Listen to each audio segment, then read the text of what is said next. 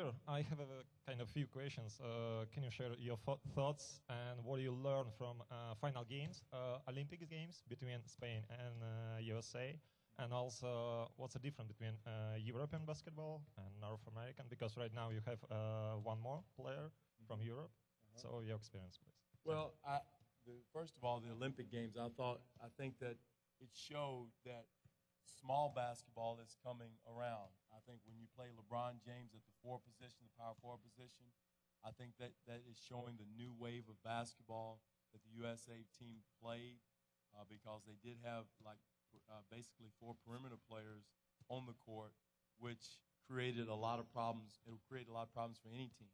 It creates a lot of problems for us in the NBA when LeBron James or Carmelo Anthony plays the forward position.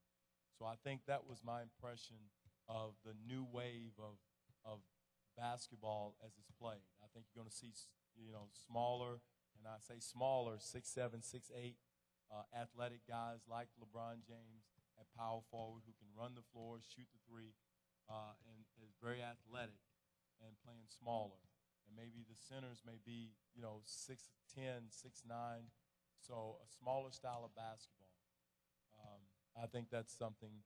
And the difference between European basketball and our basketball here, I think just the size of the athleticism, the size of the athletes, and the speed and quickness and the strength factor. I think that's something that is the major difference. But as far as knowing the game, the basketball IQ, I think the European coaches do a better job at an earlier age than we do in North America, just because of the fact they can get players out of their homes at, say, 12, 13, 14 years old and go to an academy, where many parents here in the States are not going to let their children go away and become basically a professional at an early age. So they start learning basketball as a craft at a very, very early age in a lot of their programs over there.